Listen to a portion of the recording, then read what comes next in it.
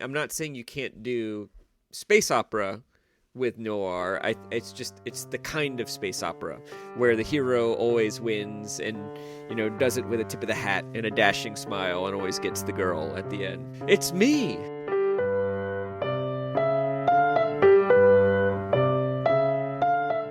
Let's get into the second half of the book. Yeah, we're doing part 2 of Leviathan Wakes, the James S.A. Corey 2011 novel that launched a million sub-intellectual properties.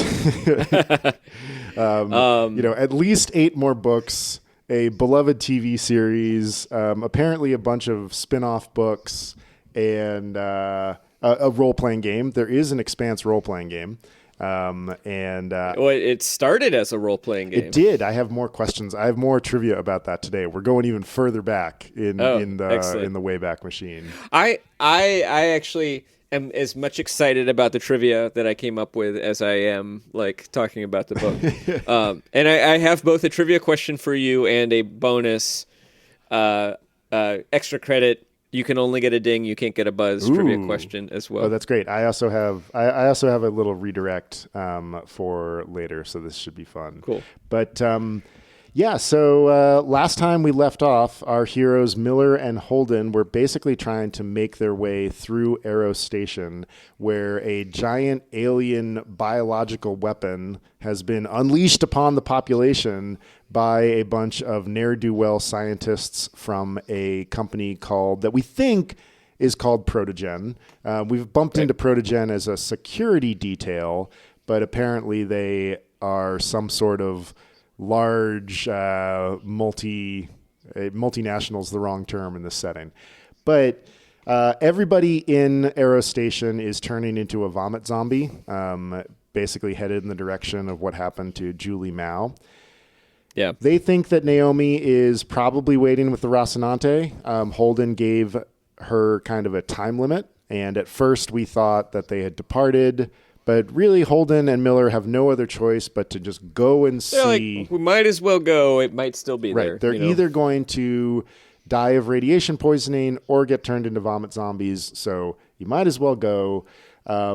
They manage to dodge the vomit zombies. There's a lot of action as they try to dodge the security forces.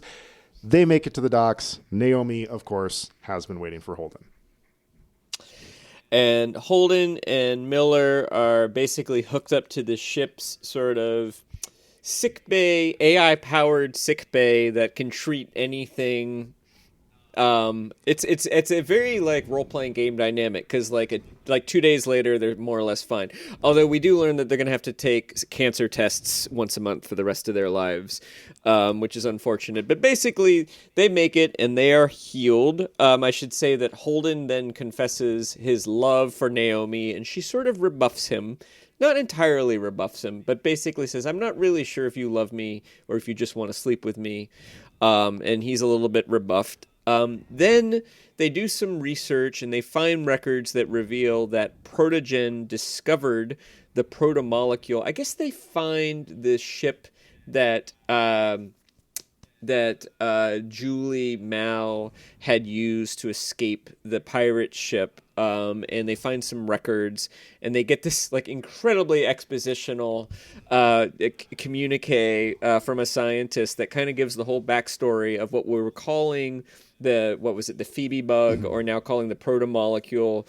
What we learn is that we think that an ancient billions of year old space civilization actually unleashed this on the solar system as a biological weapon to destroy all life on Earth 2 billion years ago. However, it was captured in the rings of Saturn rather than making it in Earth. Protogen has discovered it. They've been studying it for the last couple of years, and they're really impressed by it. They realize it's a bioweapon. It does horrible things, and they decide to unleash it on Eros as just kind of like an experiment to see what will happen if they unleash it in a populated area, and it infects millions of people, which is what it's designed to do. So that's horrific. Then Miller is able, through his connection with Havelock, to discover Protogen's black site, where the scientists are studying the horrific thing that they've unleashed. And they go back to Tycho and they report to Fred Johnson, the butcher. He's the butcher of what? Anderson Station. The butcher of Anderson Station, and they convince him to organize an assault on the Protogen black site. Miller and Holden participate in the assault. There's some daring do. There's some action. It's a close thing, but they win, and they capture a scientist named Dresden, who is a real POS. Yep. He is a sort of sociopathic corporate scientist. He tells a little bit about the origins of the bug, and he basically said we had to figure out what this thing was for the sake of humanity's survival. So we really had to unleash it on everybody in Eros because we really needed to know what it was going to do. And so I know it's bad, but like, we shouldn't waste the learning of all these people who died. And he's kind of starting to sway everybody, and Miller just pulls out his gun and shoots him dead. Because, I mean, this man, you know, is responsible for millions of deaths and doesn't seem to care about it at all. And Miller is worried that his connections are going to allow him to get away with it, essentially. And he just decides he's not going to let that happen. Yeah, he kind of sees Dresden beginning to convince Johnson and Holden, and Miller, in just like this sort of great moment of grabbing the narrative by the horns, just goes ahead and kills Dresden, which then kicks off a bunch of the other plot elements of the final third of the book. Holden is like, get your own ride back to Tycho. Holden is outraged. It's basically a chance for Holden's and Miller's worldviews to collide. Holden as the idealist and Miller as the nihilist. It also creates relationship drama because these are our two protagonists, and for a while they were getting along splendidly and they saved each other's lives, and now they are at odds. And both of them are unhappy about it. You know, they sort of like each other, but they do have different worldviews and philosophies, and we're seeing them in conflict. Yeah, Miller tries to make it up to Holden a few times, but Holden very clearly says, like, there's no way that I can trust you, so I can't trust you with my crew. And they really aren't able to kind of like bring it back together there. But Miller comes up with an idea to destroy Eros. They're going to steal the Mormon generation ship, the Nauvoo, that has been being built in the background. We get a lot of looks at the Nauvoo over the last 100, 200 pages or so. Yeah, it's enormous. It's enormous. It's 2 kilometers long. It's a very big ship. So they're going to load it. They aren't going to load the Nauvoo with nukes, but they are going to ram the Nauvoo into Eros Station while a bunch of nukes are set off simultaneously on the surface. They get a bunch of belters to help with that part. They all head for Eros Station. And at the moment when... so Miller doesn't go back. He is basically going to stay on Eros and die in a true blaze of glory. But at the very last second, Eros just jumps itself 200 kilometers out of the path of the Nauvoo, generally circumventing the laws of physics as we know them, which really spooks the crew of the Rocinante. And they begin to chase. And then, not long after that, Eros begins to move. And it is headed down the gravity well towards Earth. Everybody is suddenly like, oh my gosh, a giant asteroid is headed for Earth loaded with a bioweapon. The asteroid impact alone would be extinction event, but the prospect of that extinction level event being followed with the entire human civilization being turned into vomit zombies gets the solar system to kind of work together, and they hatch a plan where they're going to launch all of Earth's nuclear weapons at Eros. Right, and I think one thing we should say earlier, the whole point of this launching Eros into the sun plan, part of it is the idea that if this biological weapon, the protomolecule, gets, if it gets on Earth or Mars, essentially the entire human population on those planets are going to be killed and also turned into these sort of horrific flesh pot zombies. But also they're trying to keep anybody else from getting it and using it as a biological weapon. And that's why they were going to nuke the station too. They were going to make it so radioactive and so hot that nobody would be able to, to land on Eros and stop it from going into the sun or getting a sample. So Holden and Rocinante are chasing Eros as it accelerates increasingly fast. Miller is inside, and he thinks first he has an idea that he's going to push the nukes to sort of the center of its consciousness. If he can find Julie Mao, maybe he can kind of blow up her and everything else, and this intelligence that has kind of it's like a hive mind has formed on Eros. It's an artificial intelligence. It's basically a large language model. It's a large language model, and it's also something like the drummers from the Diamond Age. Yeah. And it's a hive mind, but he also then decides, no, if I can find Julie's consciousness, I'll try to convince her to stop doing what she's doing, which is sort of driving impossibly this, like magically, this rock at the Earth. And he basically convinces Fred Johnson and Holden to go along with this plan. They temporarily divert the nukes.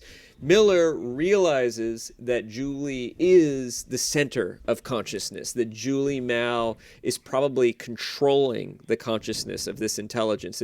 There are millions of intelligences, but hers is the primary one. And after kind of poking around for a bit and getting radioactively sick again, he finds her, and he is able to contact and talk with her, and he is able to convince her to divert from Earth and in fact drive the rock into Venus.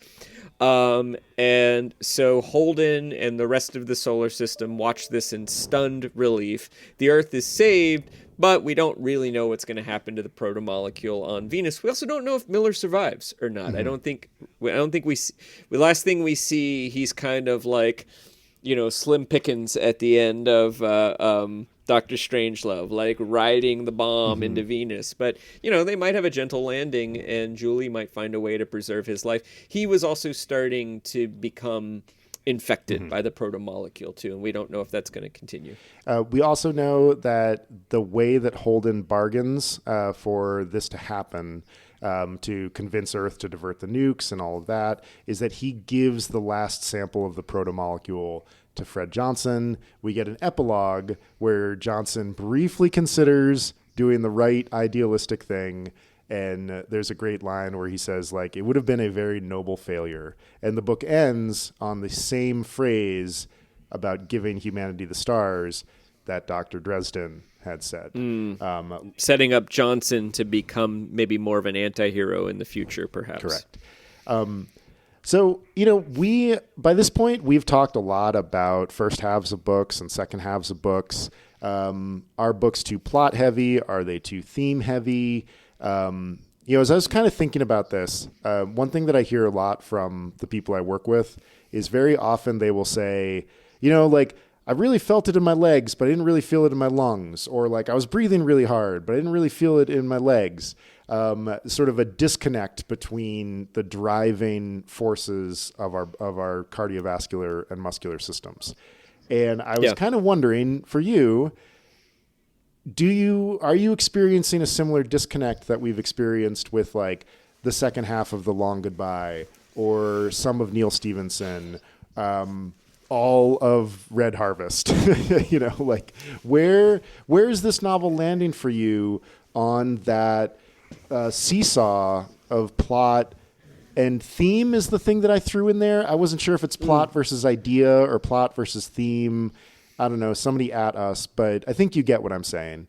And where is this landing for you?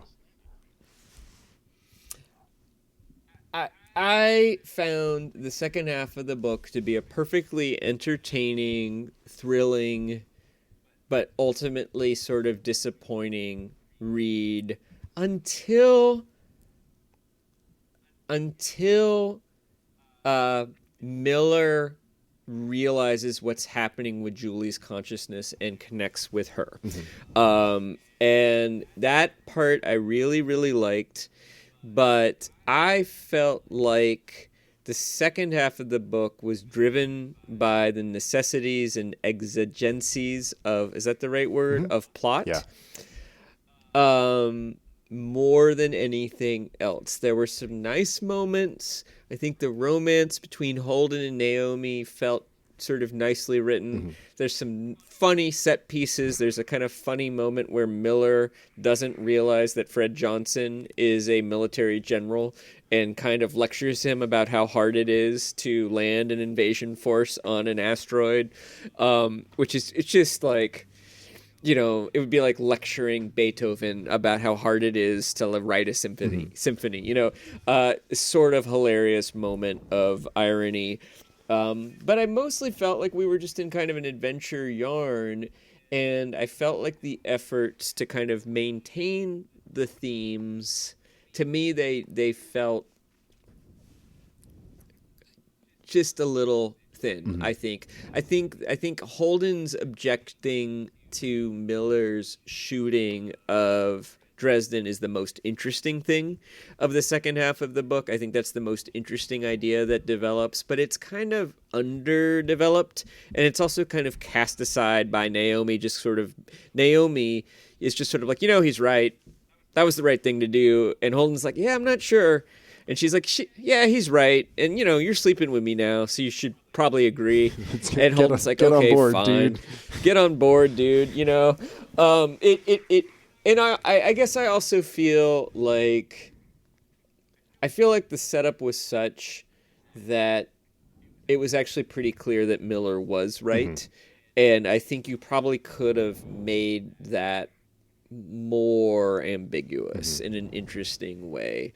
I think what was actually, it was more of a kind of, the drama between Holden and Miller was interesting. It really, though, to me, that felt like Holden needed to grow to kind of understand how his idea of justice might need to expand in a contingency where there is no accountability for very powerful people, right? You know, like how if you're sort of like, no, we're not gonna kill that man without a trial. He deserves a trial. But if there's no power in the solar system that can bring that man to trial, then what do you do? And to me, that feels like a pretty basic idea. So, and in fact, I don't know. Actually, my second question is about this too. I really like both for just the sake of the authors. What's it? Ty Frank and Dan Abraham. Do I have that? Yep. Daniel Abraham. I love that this book started as a role-playing game, and I believe it was Ty Frank who designed the game, and it was Dan Abraham who pitched the idea of a book, and then they became more collaborative. I love that. I also really felt like the second half of the book felt like a plot designed by a dungeon master.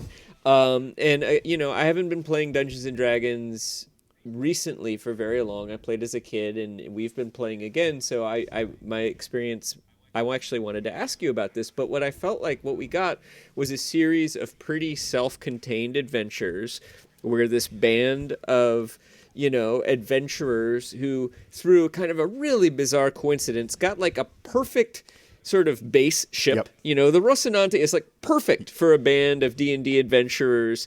You know, it's not too powerful, but it's powerful enough. And then they have kind of like the patron, Fred Johnson, who sends them on the adventure, who can sort of, through means we don't fully understand, something about a council, something about negotiations with us, always negotiate the exact resources they need in addition to the ship to complete whatever the next level mission is.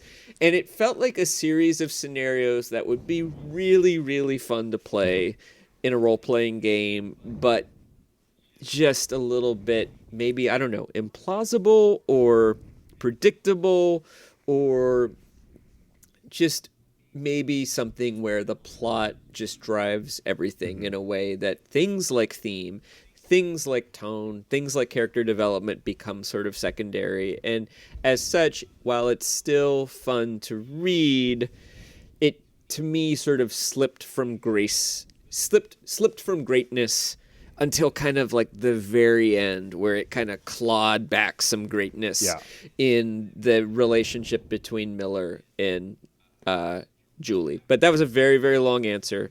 Do you agree with that? Yeah. What would you asterisk? What would you add? No, I think that's right. And like, I think I would sort of pose my counter argument in the next question about character arcs. But what was, yeah, like, I think the last thing you just described about the other literary devices becoming not just secondary, but fully driven by the plot.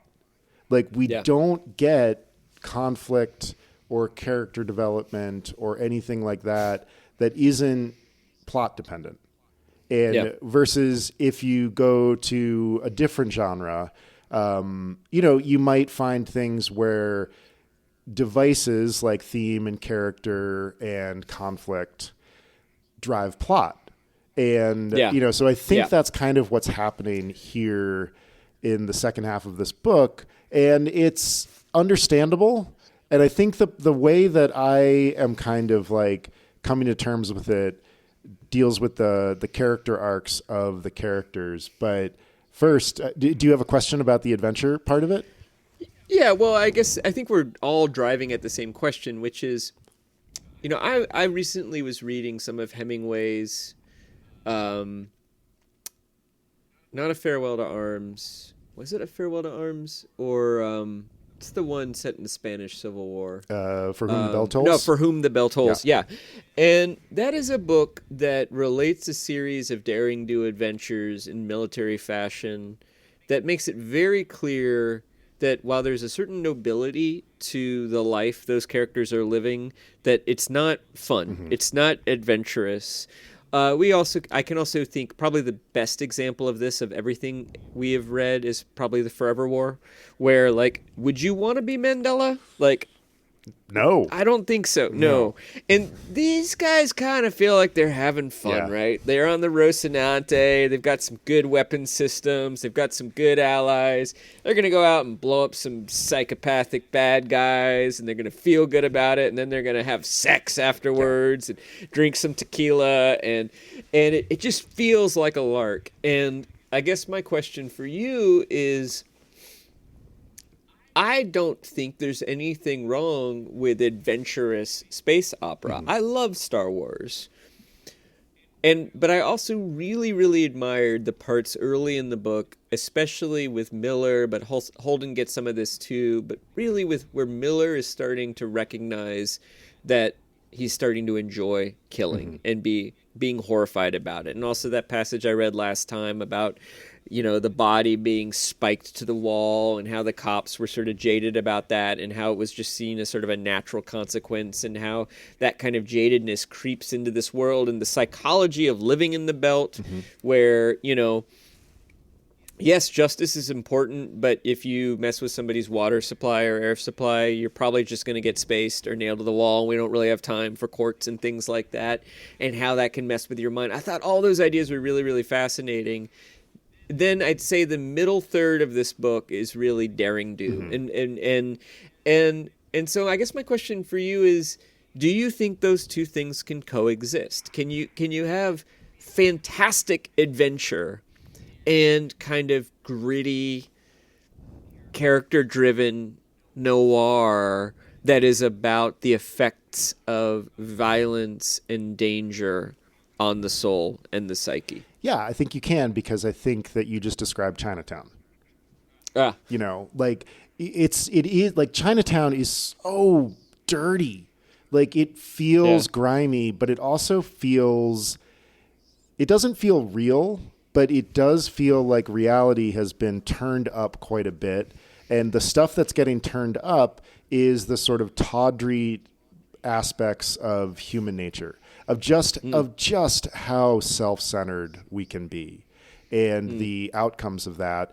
But Chinatown's a great yarn. Like, and it's, and similar to this story, like, the big prevailing thing that's sort of standing behind Chinatown is like water rights, and like here it's maybe like ice rights or air rights or something like that. And I totally agree with you that we sort of end up in this slightly glitzier place for large passages of this book. And the parts about it that made me want to bring it to us to like discuss in the first place really are the aspects of the noirish aspects of it, the dirty aspects of it. In the show, oh my gosh, I can't remember. The OPA leader, Anderson Dawes, on Series Station, is played by Jared Harris, of Mad Men and Chernobyl, and just a fantastic actor. Red-haired British actor. And there's this moment where you're like, what in the world is Jared Harris doing here? Especially in the early days of the show, which is on the Sci-Fi Channel and, perfectly good channel, but not, the same kind of level as something that's producing Mad Men or Chernobyl. And he is such an incredible influence on the show and the cast. He really takes the whole show and elevates it because he is that kind of gritty, realistic fixer. And watching him do it, you're like, okay, I really feel this world right now.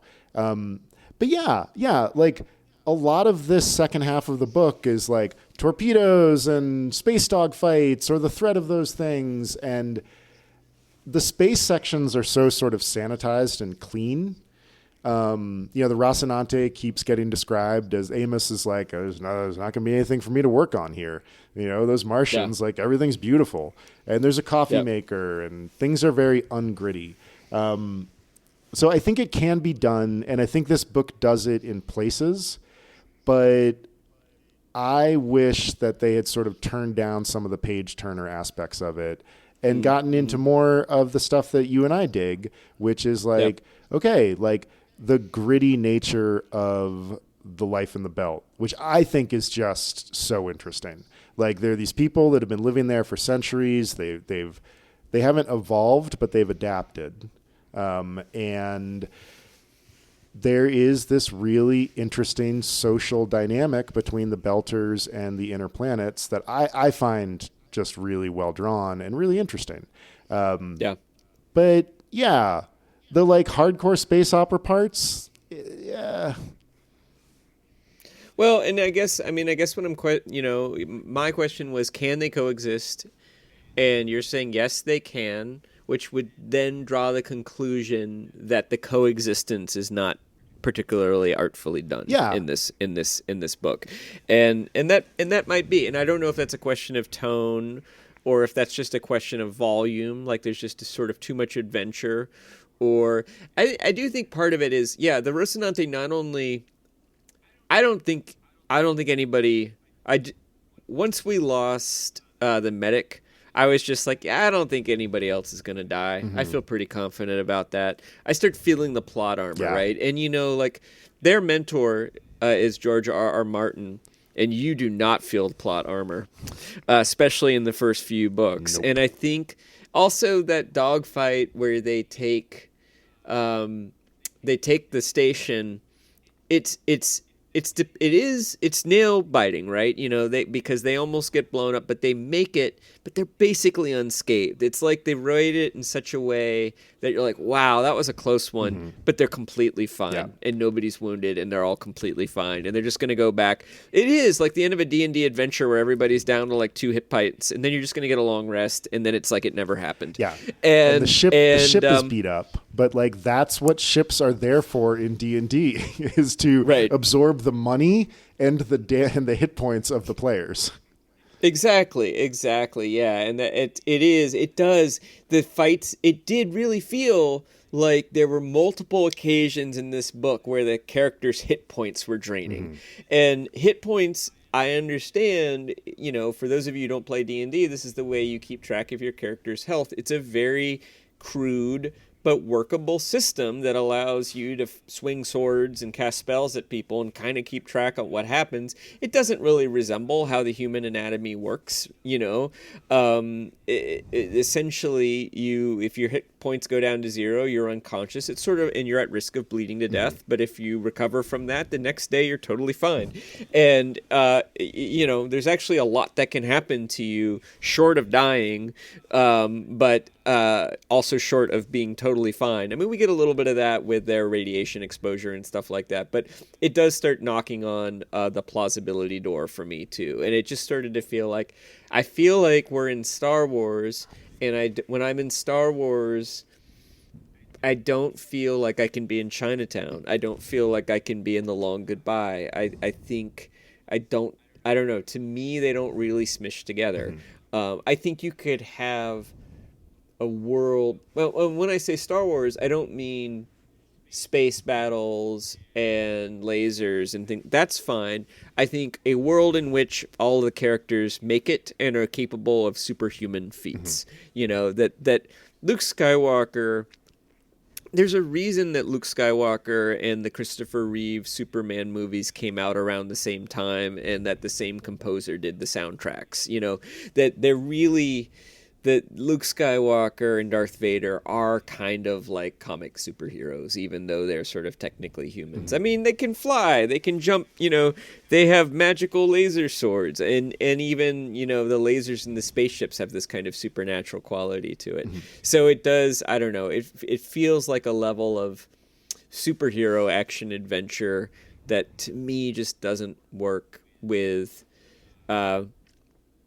you know, the horror of war in the same way. But again, I'm not saying you can't do space opera with noir. It's the kind of space opera where the hero always wins and, you know, does it with a tip of the hat and a dashing smile and always gets the girl at the end. And that's, it's me, and that's, you know, like, and that's what it, and that's, yeah. And I think that's, I'm feeling that same incongruity here. That the space... I cleaned it up for you, kid. Now blow this pop stand and let's get out of here. Right, yeah, exactly. Yeehaw! Right, totally. That, like, and there's moments of it in the Star Wars universe where things do get gritty, but really it's only in Rogue One where they're afforded the ability to kill all of the main characters because they have to. Yeah, you've made this point before. Yeah, but so I've got a question about character arcs. So sure. The first line of the book is something like, after 9 days, Julie Mao was ready to die. Yeah. So keeping that sentence in your brain and then thinking about where Holden starts and Miller and Holden's kind of character arcs, does that change for you your experience of the book? Thinking that this is a book where Julie Mao is getting ready to die. And then what that means for the other characters and the way that they interact with mortality.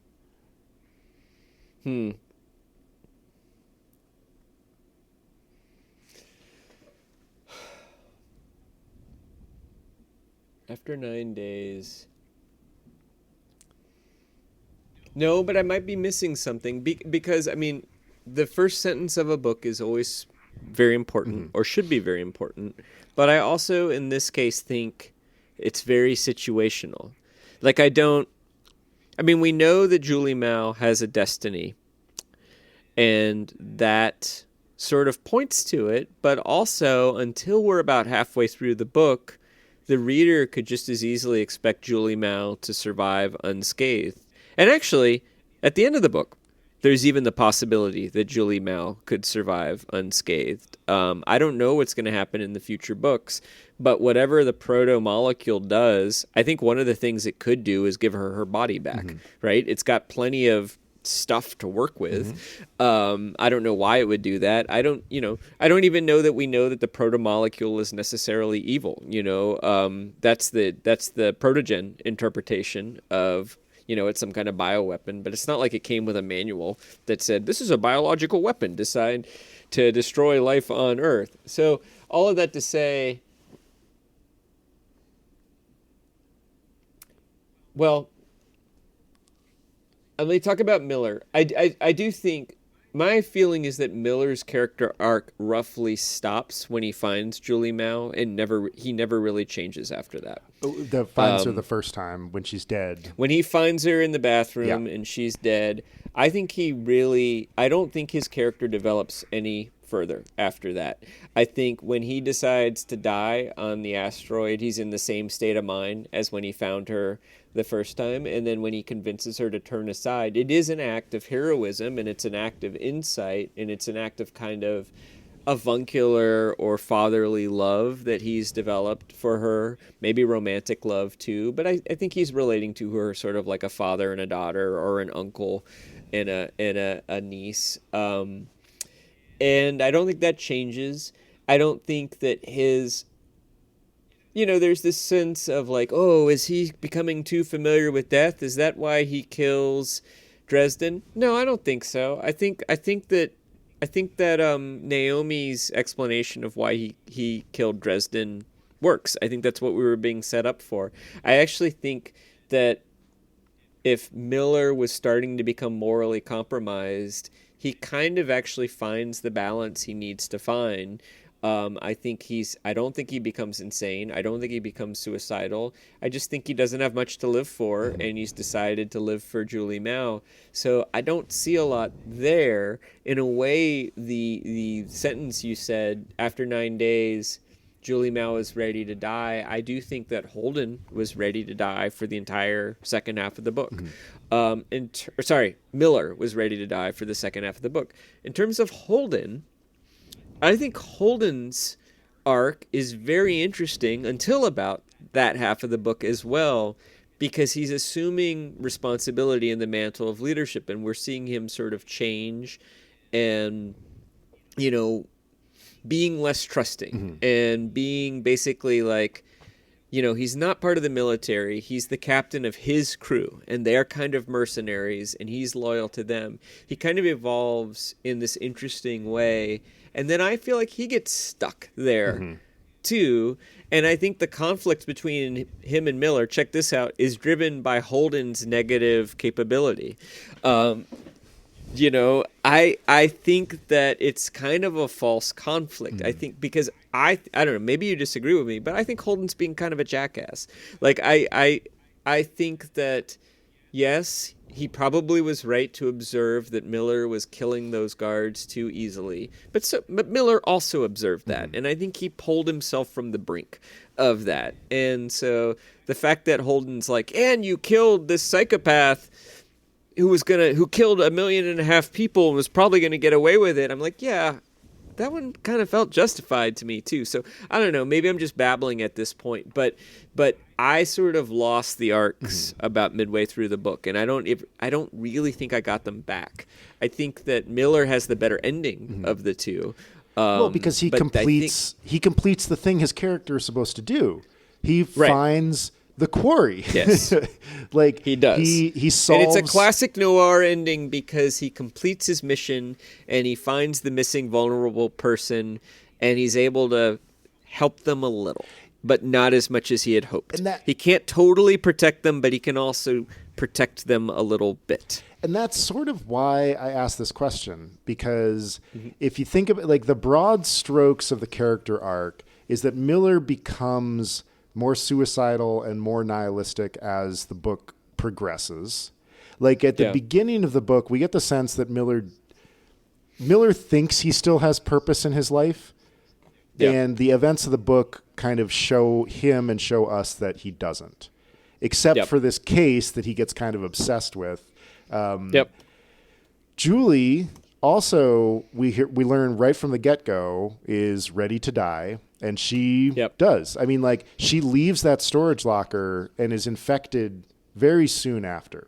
So basically, she fulfills that arc towards death. When we meet Holden, he's kind of given up. He's been working this water hauler job, we know, for 5 years, and from everything we learn about Holden throughout the rest of the book, he's like a pretty well-skilled individual. He could probably go do anything, but he's kind of just like living out his days on this dead-end job. Apparently doing quite well with the women. Hooking up with every pretty lady that comes on board except for Naomi. But in the final pages of the book, both Miller and Julie complete their arcs towards death. And Holden kind of moves in the other direction. It's like, Yeah. and we talked about this before, that we really prefer the Miller chapters to the Holden chapters. Yeah. And it feels like those two paired arcs of Julie's and Miller's, I find really interesting. And I think like, okay, that's actually kind of interesting that they have like their entire action of the book is moving towards death. And Holden's is sort of moving away from stagnation, which like might not be enough. And so, you kind of get the feeling that we've got to like bump up the Holden stuff with Naomi and with Miller and, and conflict with Miller and will they, won't they with Naomi. And and they're perfectly serviceable, but predictable subplots that are ultimately not amazing. I don't think, ultimately a little bit disappointing. And I do think Holden is a weaker character for that reason. Although I do like him at the end of the book. And but it does feel like Miller's having this like existential adventure, right. And Holden is having this like Dungeons and Dragons adventure. Yeah. He's like getting off his butt and getting the girl and getting the shiny spaceship and like doing some. And I mean, which one would you? By the way, Chris Bagg, which one would you rather have? For sure, of course. And like it is definitely the better adventure to have, but it's also it's the less interesting story. And it makes you think that like like our whole thing is like working on books like this and sort of tugging at the seams of it, and like where is it upper and where is it middle, and from what these guys were probably trying to do, they nailed it. Like Holden, like what you just said is exactly what you want to do with one of your characters in a book like this. You make your readers want to be that character because like then they are so invested in it. And then the Miller chapters turn into really interesting digressions from, boy, I wish we would get back to talking about what my life in space is going to be like. And I think that it's a very successful endeavor. And the reason I kind of brought it here was basically for this. Like, does it work as an upper middle brow book or is it more middle? And I am not sure. Yeah. I keep going back and forth. It is, I would say though, it probably is upper middle brow in the sense that I believe, sometimes I think you and I find upper middle brow in something that is incredibly ambitious that doesn't quite live up to its ambition. And sometimes we find upper middle brow in something that's not very ambitious and sort of transcends its lack of ambition. Yeah. And this is definitely the latter. Yeah. And it's designed to be middle brow entertainment that's got some guts. Yeah, totally. It's got and so in that sense, I gotta kind of tip my hat and say, yeah, I think it's upper middle brow. But I don't know. With this one, I kept going in my head: is this a 3 out of 5 stars or a 4 out of 5 stars? And it was like, well, right now it's sort of hovering around 3.6. The first half of the book was hovering around like 3.6, 3.8. Second half of the book's hovering around like 3.2. It's like definitely 3 stars, like definitely good. Yeah. But I do, and maybe part of it is sort of the clumsiness that I'm detecting, but I don't know. It's hard for me to fully put my finger on it because I think you're right. The book is actually doing what it is trying to do. Yeah. I'm just maybe less interested in what it's trying to do than what it sometimes reaches for. Yeah, absolutely. I think we should probably do one of your questions and then go to trivia. I'd really like to do the co-reading. I don't have a copy, so why don't you just read the whole thing? Oh, okay. I really liked the writing of the sections when there's a moment where Miller figures out that the sounds he's hearing from the proto-molecule are Julie's voice. The first moment for me was when it dodges and it says, "Don't you fucking touch me." Yeah. And then there was another moment where you hear the voice say, "You can't catch my razor. You can't catch my razorback. Yeah. You can't catch my razor." And I was like, oh that's Julie. Yeah. Yeah, I mean, I think, we were joking about it being a large language model, but like that's kind of what I love about what the proto-molecule does, is that it is generating, basically a large language model. Yeah, maybe, or sort of like a soup of dreams, That's a great phrase. So he's Okay. found her. There's this great line that I'm not going to read where the narration says, she reminded Miller of a mermaid who had traded her fins for a space station. And I was like, that is right out of Raymond Chandler. Like, it's just the same, like, outlandish analogy Yeah. that Yeah. just is really pushing it, but also, like, really works. It's really, But really very, good. very visually wonderful too. Yep. Okay, so Miller has found Julie and has introduced himself. She is able to talk. She is kind of in a sort of half dream, half waking state. And she has confessed to him that she's dreamed about racing home with the Eros towards Earth or Luna, whichever, but it's going to cause a huge disaster if that happens. His suit alarms shrieked at him when he undid his helmet seals. He turned them off. The air was strange, acetate and cumin, and a deep, powerful musk that made him think of hibernating animals. Julie watched him as he stripped off his gloves. Right then, the protomolecule was latching onto him, burrowing into his skin and eyes, getting ready to do to him what it had done to everyone on Eros. He didn't care. He took the hand terminal back and then laced his fingers through hers. You're driving this bus, Julie, he said. Do you know that? I mean, can you tell? Her fingers were cool in his, but not cold. I can feel something, she said. I'm hungry? Not hungry, but I want something. I want to go back to Earth. We can't do that. I need you to change course, Miller replied. What had Holden said? Give her Venus. Head for Venus instead. That's not what it wants, she said. It's what we've got on offer, Miller said. Then, a moment later, we can't go home. We need to go to Venus. She was quiet for a long moment. You're a fighter, Julie. You've never let anyone call your shots for you. Don't start now. If we go to Earth, it'll eat them too, the same way it ate me. Yeah. She looked up at him. Yeah, he said again, like that. What happens on Venus? We die, maybe? I don't know.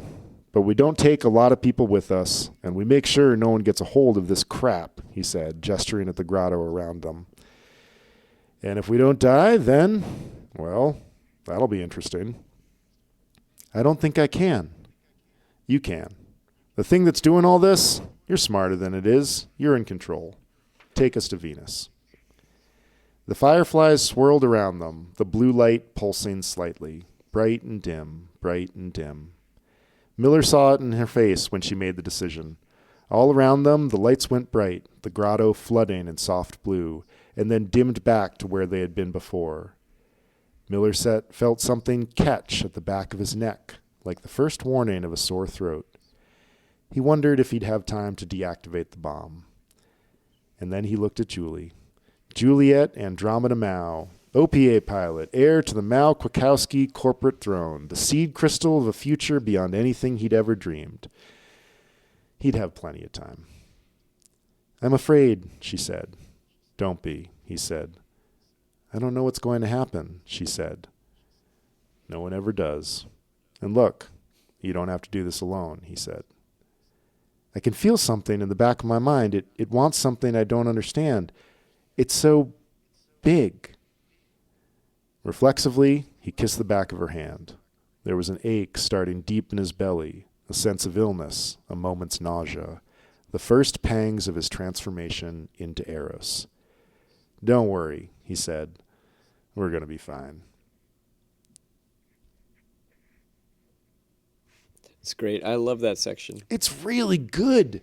There's the moments of lyrical writing are spaced out. They're there, but it's not whacking you over the head with it. The best moments of this book are when here is a pattern is when the effects of this galactic murder mystery thriller, eco thriller / disease thriller, Andromeda strain type plot, when the effects of all that are made manifold on the human body and the human soul, right? Like that. And so all the little details about the catch in the back of his throat, and when you're getting a cold for the first time and you're like, oh, it's happening, Yep. and that's your cells dying, Yeah. right? Or becoming inflamed. And it's happening much more quickly, in that sense of dread, but also his awareness that he's okay with that, and then his sort of avuncular assurance to her, and that being that working, right? I buy it. I completely buy it. I completely buy that Miller showing up would be able to convince whatever's left of Julie's consciousness, and apparently it's all of her consciousness, that that the proto-molecule has not devoured her mind. She is more or less intact. Her body is not intact, but her consciousness is intact, and that he would be able to connect with her, and he would be able to convince her to do that thing. It's all earned in that writing, and in a way that is very impressive. And I think this is what really impressed me, is that it completes the promise of the first sentence of the book. Yeah. And that, I think, that was a moment where I was like, oh, okay, boy, do these guys understand structure. And, and it's one of those where I was like, wow, that's really impressive. That both, like, Miller sort of gets on board with Julie's, it's not that Julie's suicidal, but that she is ready to die for whatever reason. And she does, we think, in the end of the book. And maybe it's not death, but it's transformation into something else. And that's interesting. That's really interesting. Yeah. That's where we're starting to get into the ideas of, like, what does it mean to be human? What does it mean to be alive? That, that then when you contrast with, like, the Rocinante went into a 4G bank and the torpedo passed underneath the point defense cannons. You're like, Holden could feel it in his testicles. Always. How many times do we hear about Holden's testicles in this book? Yeah, there are. I mean, like, it's funny. I mean, like, a book like this, like, really does sort of wash back and forth between these, like, great moments of, like, lyricism and structure, and then just some moments of real. Like sort of Tom Clancy writing, it is great. It's interesting. Yeah, I hadn't quite made the connection you made about the first sentence, but I think you must be right that it's not simply a good opening sentence about a character whose desperation causes her to take a risk. It is a sort of statement of destiny, and Miller joins her. And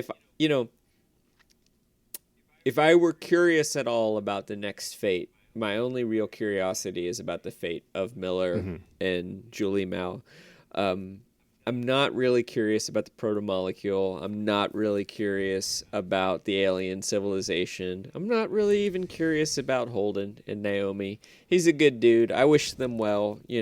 I hope Omar has a long life of, like, repairing Gauss round holes and going to brothels. I hope Alex never loses his Texas drawl. I hope his missiles always fly true, but I'm not that interested in where they end up. But I am interested in Julie Mao's fate. Yeah. And that's maybe the one thing that I would continue reading for. Yeah, the moments when this book are about mortality of individuals and of wholesale species, I'm interested. Yeah. And then, the moments of daring do, I'm like, this is a nice distraction. But does it rise above turning the show on and watching an episode? No. But the show is very well done. It really captures this sense of daring do and adventure that you're talking of. And it's just sheer joy to get on the Rocinante and check it out. And everybody looks great. And but I are the Belters, like, really, like, tall and skinny and angular, or do they sort of wave that away? They wave it a little bit, but they do a nice job of keeping enough people in that particular kind of way. Like, we do have a few very tall actors that are in there. There's some really good scenes of Belters basically being tortured by just being, like, just left in a cell at 1G. And like that's you're like, oh, that sucks, but that's a very clever way to draw that out. That's right. At one point, Rocinante is going at a resting pace of a half G, and even that's a little bit much for the Belters. Yeah. But they can take it, but it's not really restful for them. Yeah. I thought that was interesting. Should we go to trivia? Yeah. Nice. Yeah. I think you're first. Okay. So as we talked about last time, much of the story of Leviathan Wakes comes from Ty Frank's RPG sessions. Yep. But the idea of the setting comes from even further back. Ty Frank has like an entrepreneurial background, and after he left that, he published a story, his very first piece of published writing, basically about his vision for the solar system. It wasn't these characters or anything like that, but this solar system of Belters and Mars and Earth, and we're not going to Tau Ceti. Like that's not the science fiction. It's very difficult to live near Saturn. We're not even going to Pluto, right? Baby. Yeah, exactly. So when he published that story, which of the following 4 science fiction literary magazines did it appear in? Was it 1, Asimov's science fiction, the classic, the great; 2, Analog Science Fiction and Fact, another one of the big ones; Orson Scott Card's Intergalactic Medicine Show; or D, Niven's Circular Stories?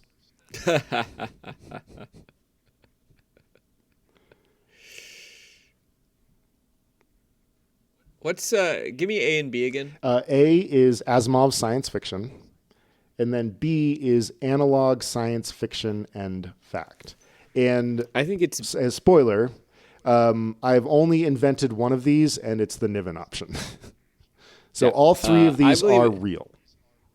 I believe it's B, Analog Science Fiction and Fact. It was C, Orson Scott Card's Intergalactic Medicine Show. He took a 2-week writing workshop with Orson Scott Card, basically based on the strength of his sister read some of the stuff that he was creating. She took a crack at writing the story. He was like, yeah, this is interesting, but it's not my vision. And then he wrote the short story, and it somehow found its way into Orson Scott Card's hands. And Orson Scott Card is like, whoever wrote this should keep going.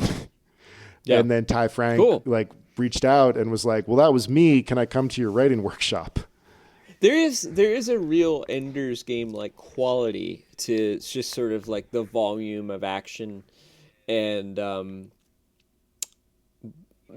grappling with some big ideas, but also a lot of like gravity stuff and missile stuff and marine stuff. Yeah, sort of discovering in that the midst of all that. You want to attack by floating down towards your enemy with your feet first, so you provide a lot of that stuff. Yeah, it's fun, but use sparingly.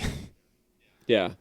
There does seem something very sui generis about Ender's Game that I'm curious if I went back to it, it would read as strongly as it did when I was 18 and read it for the first time. But okay, for you, similar sort of question.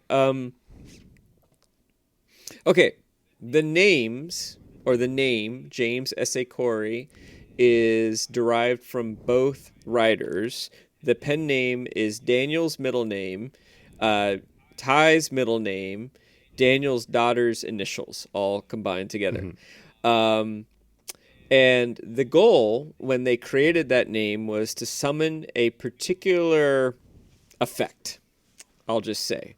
Was the effect to sound like a grouchy science fiction writer of the 70s who drank too much at conventions?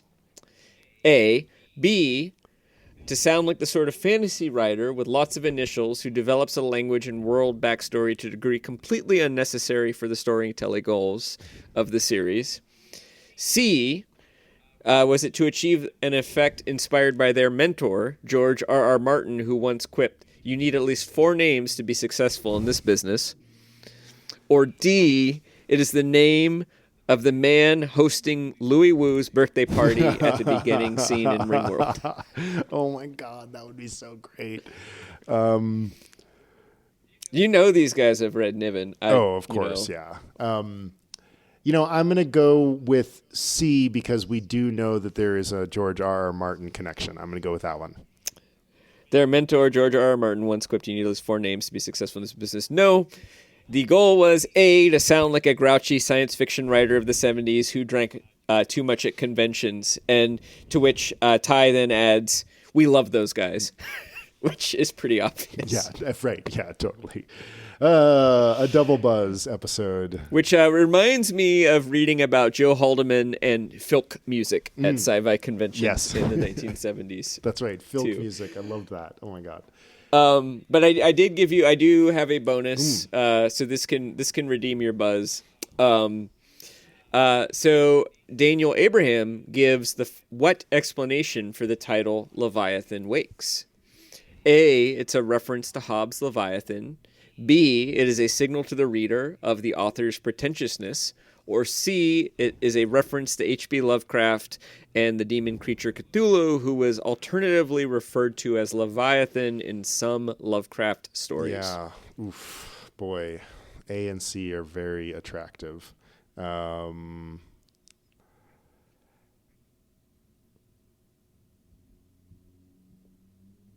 C.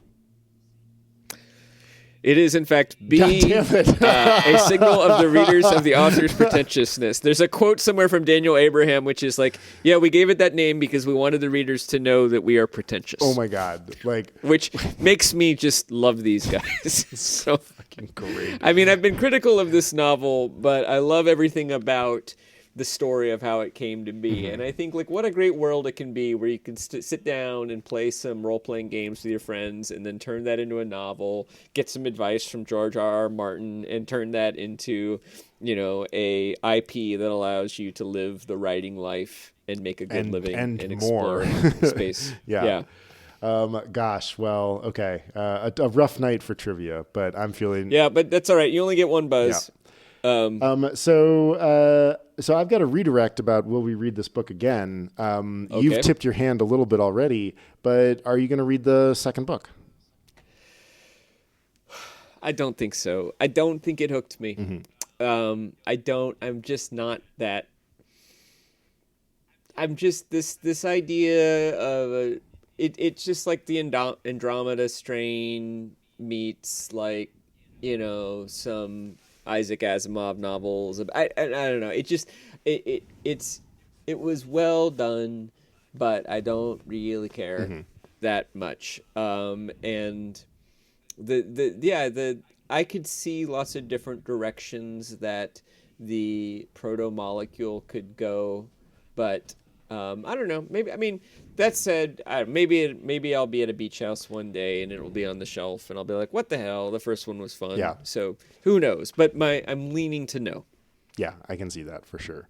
Yeah, I think this is hardcore beach reading by now for me too. So the only context that I think I would read this book again is if I were at a beach and just wanted to relax and this was on the shelf and I was like, "Oh yeah, I'll take a trip through that nostalgia."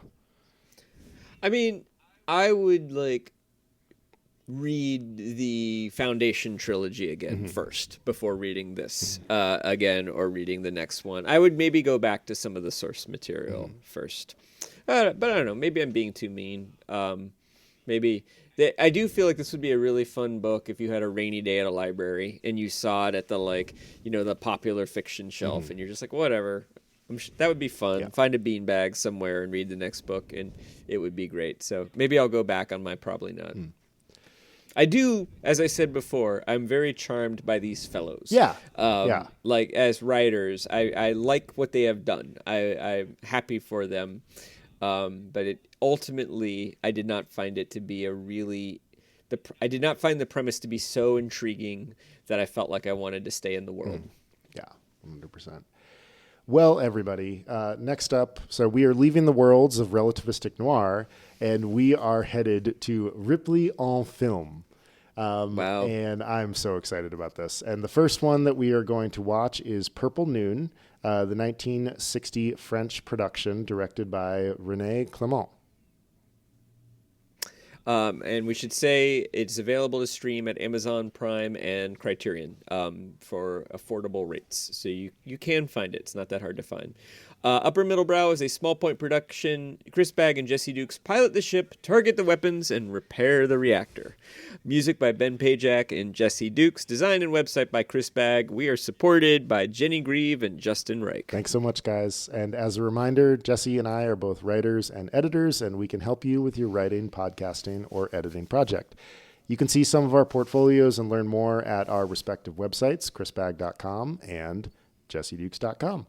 Or you can enroll as a patron at the You Really, Really Like Us tier, which includes some one-on-one editorial time with one of us or the other, or both. And if you just tell a friend about us, that really, really helps us spread the show. Yeah, totally. All right, see you next time, everybody. Replay en film. Thanks for listening, everybody. Purple Noon.